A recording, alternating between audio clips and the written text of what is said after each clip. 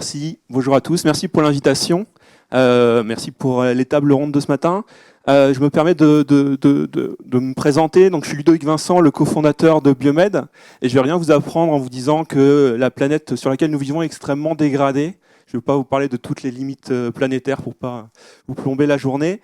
Nous, avec notre entreprise à mission, notre objectif, c'est de retirer les polluants des sols. Alors, les polluants des sols agricoles, les polluants des sols qui nous entourent également et qui peuvent nous affecter. Notre objectif, c'est de trouver une solution naturelle qui soit capable de retirer ces polluants des sols. Et pour ça, on utilise la phytoremédiation.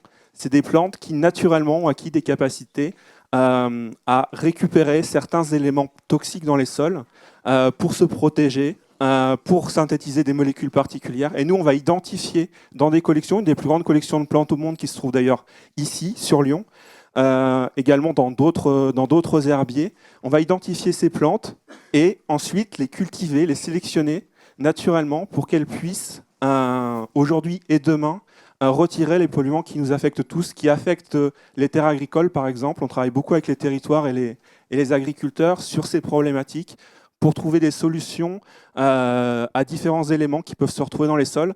Ce n'est pas forcément très connu du grand public, mais il n'y a pas forcément de normes sur la qualité d'un sol agricole. C'est-à-dire qu'on peut cultiver sur un sol pollué sans le savoir la plupart du temps. Et in fine, voilà, se retrouver avec tout un tas de molécules qui peuvent se retrouver dans nos assiettes. Et l'objectif de la société, c'est de pouvoir les retirer naturellement. Voilà pour le contexte général. On est une dizaine de personnes, on est implanté sur Lyon. Et notre objectif, c'est de pouvoir nous développer à la fois en France et à l'international sur ces sujets environnementaux. Merci beaucoup Ludovic pour cette présentation. Est-ce qu'il y a des questions? N'hésitez pas, on va avoir le temps d'en prendre un petit peu pendant les pitchs. Donc s'il y en a... Oui, je vais vous apporter le micro.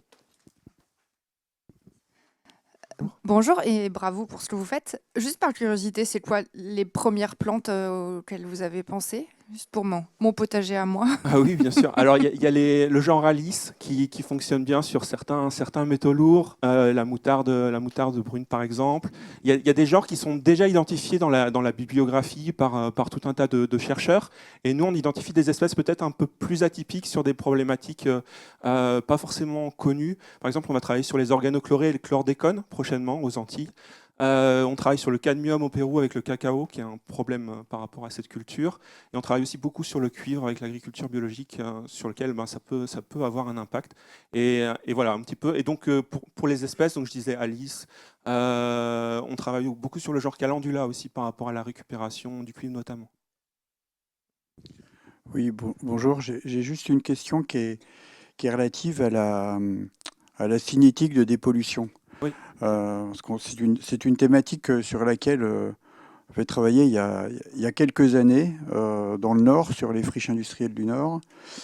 Et à ce moment-là, il avait été plutôt décidé de faire ce qu'on appelait du phytomanagement, c'est-à-dire plutôt que de la remédiation, c'est-à-dire plutôt mettre des cultures qui n'ont pas une destination alimentaire, mais qui ont une destination non alimentaire, par exemple le bois, oui. Le bois énergie, avec des taillis très courte rotation, qui toléraient des niveaux de pollution sur certains sols industriels qui restaient quand même des terres cultivables.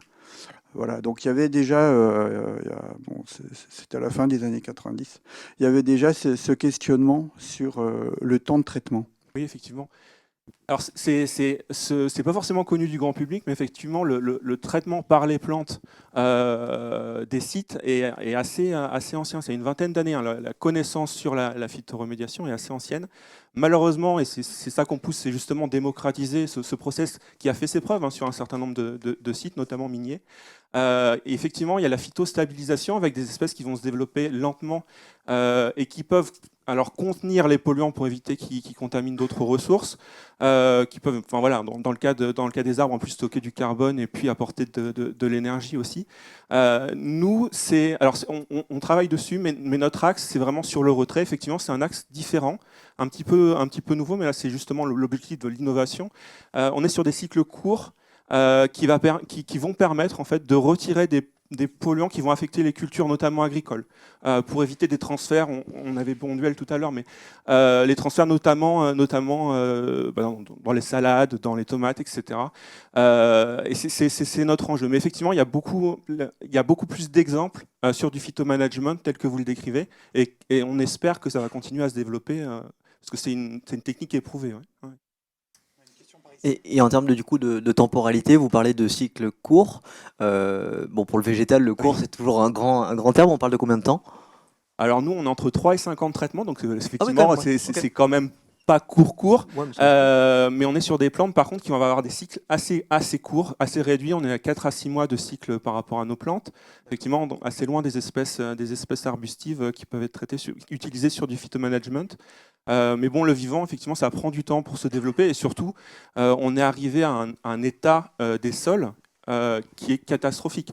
On a 20% des sols en Europe qui sont contaminés, voire parfois lourdement contaminés dans certains éléments, le plomb, le cuivre et d'autres éléments. Et donc, les concentrations même font que le temps de traitement est énorme. Pour donner un exemple pas dans la région, mais dans une région viticole assez dense, on a des sols qui sont quasi miniers en cuivre. Donc avec plusieurs tonnes à l'hectare de cuivre qui a été mis année après année dans ces sols par l'utilisation des traitements. Donc il y a aussi ce niveau-là qui fait que le traitement peut être parfois très long. Allez-y. Bonjour.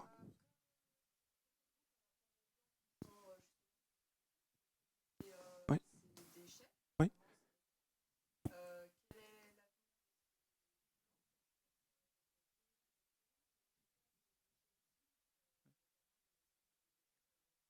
Alors effectivement, il faut que ces plantes elles soient retirées, parce que sinon les polluants qu'elles ont emmagasinés vont retourner dans les sols, et du coup on aura travaillé pour rien.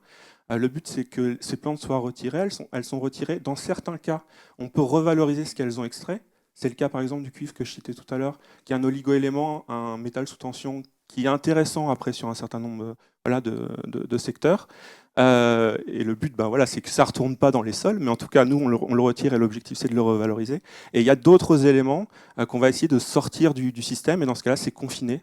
C'est confiné avec les plantes. L'objectif, c'est de revaloriser ces plantes en énergie, donc maximiser ce qu'on peut faire avec ces plantes. Par contre, confiner les résidus qui ne doivent pas retourner dans les sols et qui ne doivent pas retourner dans la chaîne trophique, dans notre alimentation.